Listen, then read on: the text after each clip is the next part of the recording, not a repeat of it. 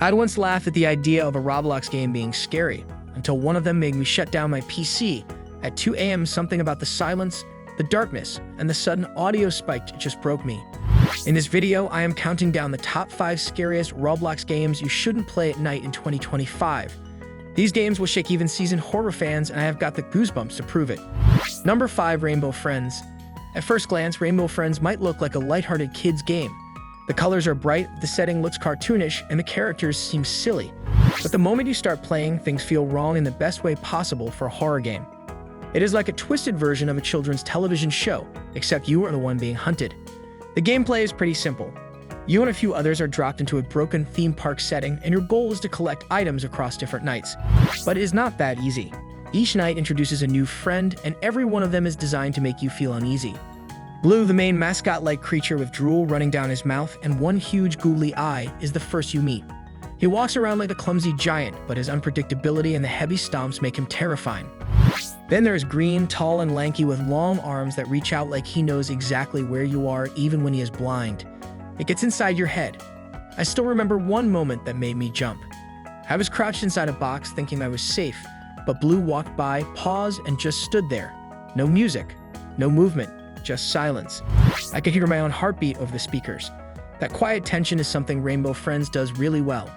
It is not always loud or fast. Sometimes it is just you, hiding, hoping nothing turns the corner. And what really gets you is how something so bright and playful can feel so dark. The fear does not come from blood or screams. It comes from the way everything feels just a little off. Add the multiplayer element and it becomes a shared nightmare. You watch your friends get taken, and the panic spreads. Number 4, The Mimic. The Mimic is not just scary. It is exhausting in a good way. The kind of game that drains you emotionally. Inspired by Japanese folklore, it brings in old legends and mixes them with a dark, heavy atmosphere. If Rainbow Friends is unsettling, The Mimic is pure dread from beginning to end. This game plays out like a long horror film. It is split into chapters, each with its own storyline, but all tied together through themes of curses, spirits, and ancient horrors. The environments are detailed and stretch on forever, which makes you feel trapped inside a place you were never meant to find. You are constantly moving through old schools, abandoned villages, and cursed temples, and there is never a moment where you feel safe. What makes it stand out is how it builds fear without relying on cheap jump scares. Sure, there are some, but the horror here is built slowly. You hear whispers in the dark. You see shadows move when nothing should be there. And the sound design? Absolutely terrifying. Sometimes it is so quiet that every footstep sounds like a scream. Other times, strange chants or distant screams echo around you and make you want to stop playing. One of the worst feelings I had was walking through a hallway that seemed to go on forever. I kept hearing a tapping sound. It got louder, then softer, then silence. I turned a corner and nothing was there, but I knew something was watching. That sense of being followed never goes away. And that weight stays with you even when you log off. The Mimic pulls you in and keeps you tense the entire time. If this one got to you, wait until you hear about the game where even the walls feel like they are closing in. Number 3, Apeirophobia. Few games mess with your mind the way Apeirophobia does. Inspired by the internet-famous concept of the backrooms, this game traps you in spaces that feel real and fake at the same time. Empty office rooms with buzzing lights, yellow walls that never end, ceilings that are just a little too low. It all feels familiar, but something is clearly wrong. The progression is level-based, and each stage brings new layers of fear. The deeper you go, the worse it gets. Things become darker, the paths more confusing, and the enemies more relentless. Every level feels like it is playing with your sense of direction. You can walk in circles and never know if you are going forward or just getting more lost. The confusion itself is part of the fear.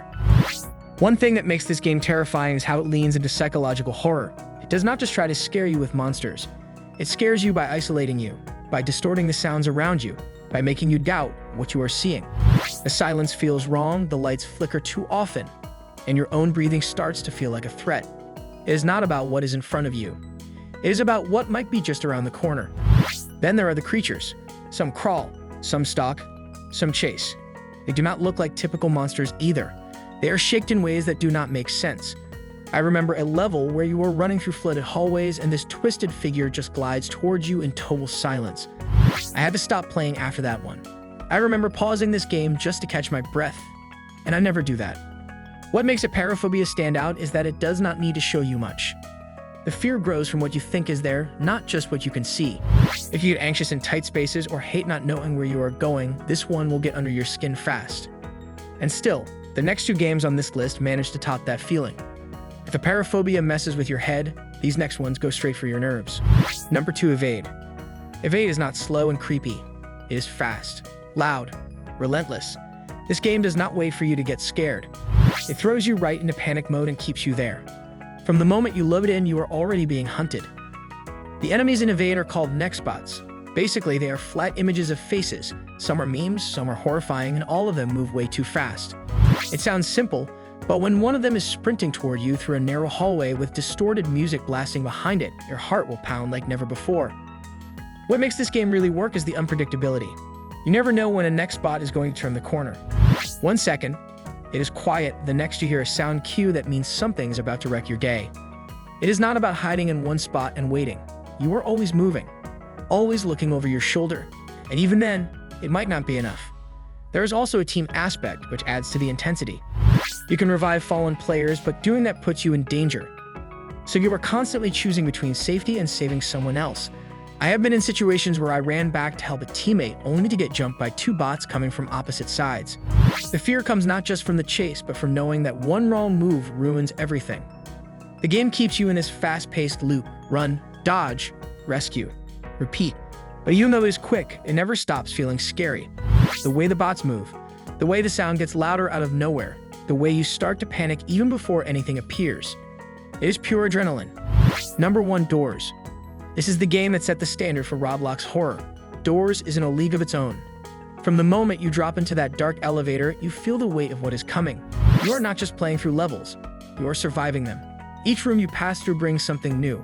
Some are calm, some flicker with warning signs. Others make you feel like something is watching from the shadows. And it is not the same every time. That randomness is what makes it so terrifying. You cannot memorize every trap, you have to stay alert. Then come the monsters. Rush comes fast, breaking every light as it moves through the halls. Screech whispers in the darkness and jumps out when you least expect it. Seek chases you through long corridors while the walls shake and your screen blurs. Every creature feels different and none of them give you much time to react. There is one moment I still think about. I opened a door, heard a faint noise, and hesitated. I waited a second too long and Rush came flying through. The lights went out and I had no chance to run. That feeling of being caught because you made one small mistake sticks with you. What makes Doors special is how well it balances everything. The atmosphere is thick, the tension builds slowly. The scares are sharp but never feel cheap. Even the music and sound effects are done perfectly. Every detail works together to keep your heart racing. I have seen people scream, run, and even rage quit this game, and honestly, I do not blame them. Doors is not just a great horror game for Roblox. It is a great horror game, period. If you think you can handle it, try it with headphones on, lights off, and your volume turned up. Play it at night if you dare, but do not say, I did not warn you. Some of these titles still haunt me, and I have played horror games for years. Which Roblox horror game completely messed with your head? Let me know below, and do not forget to like, comment, and subscribe, and suggest what horror list I should rank next.